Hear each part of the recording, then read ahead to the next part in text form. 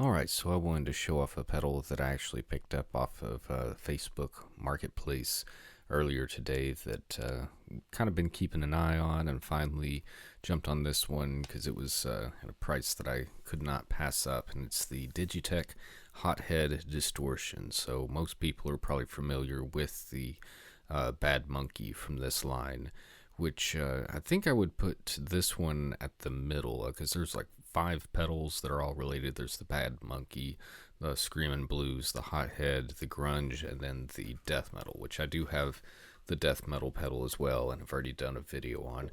The only thing with this one, of course, like I said, I got it at a pretty good price. The guy that I got it from did not know how to open the compartment right here to even check on the battery, which it did have one in there.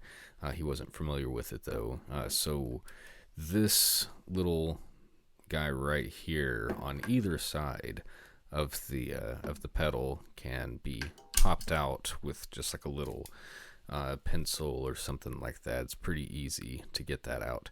Now the spring on this one that he had was really bent and rusted, so I don't know what the background on this pedal was. I'm sure that it's several years old at the very least though, so not sure what all that is that I'm finding in here. That's kind of gross. But anyway, the spring was all rusted, so on my way home, I stopped by a hardware store and picked up this spring right here, which seemed to be the closest one that would fit. I think this was like a number 11. I don't know if that's the size or tension or whatever, but that seemed to be a good solution for it. It was like 89 cents or something like that to get that. So just put this back on here like this. Make sure those little dots kind of fall back into place there. Alright, so enough looking at the pedal. Let's go ahead and give it a try here. Alright, so that's my clean signal with the Jackson Rhodes guitar that I'm using here. Let's start with everything straight up. Right now I'm using the Marshall settings on the Simplifier, so the 412 cabs, greenbacks, not even really much breakup to the sound, so let's see what this does.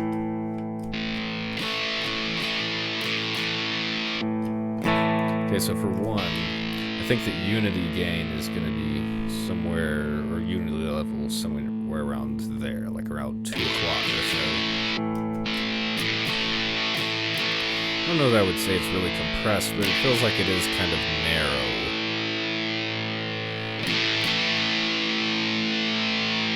Let's see. Now one thing I should point out is the EQ on it is parametric, which means that straight up and down, or straight up noon on the low and the high means that you're not boosting or cutting any of those frequencies.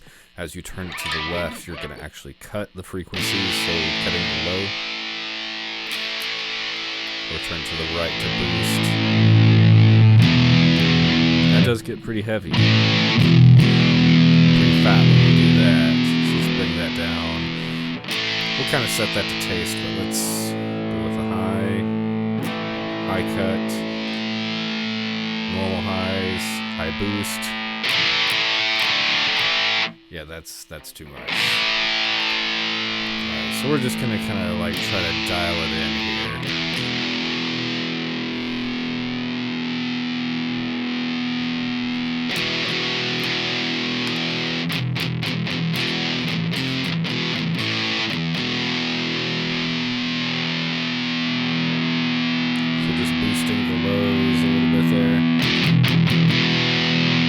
A little too thin right there without anything boosted.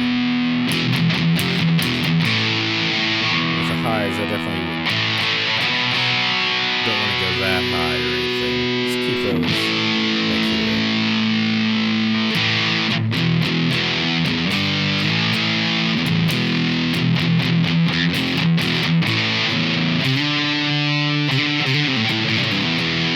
So the chords, you know, sound pretty thick and chunky.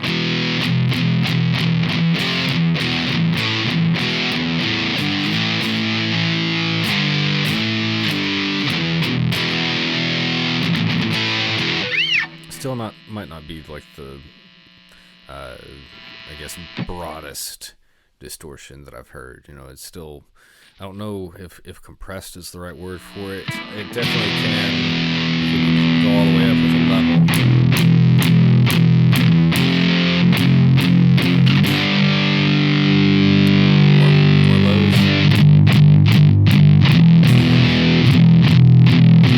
Not quite fuzzy. It's very punchy.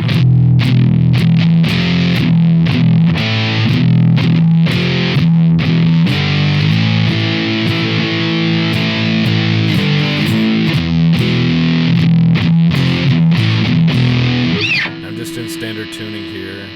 Let's bring it back down a little bit more.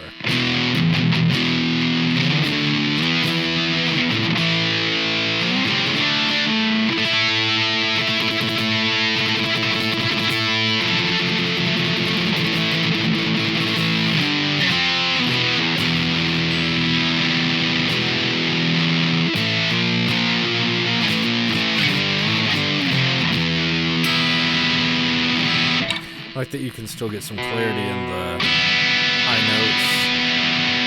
And be able to cut that down a little bit more. Let's actually cut the highs just a little bit.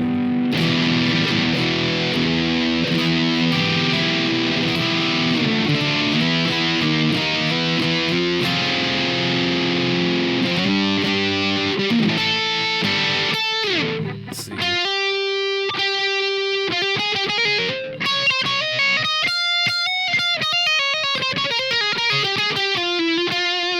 Seeing how it sounds with some lead parts there.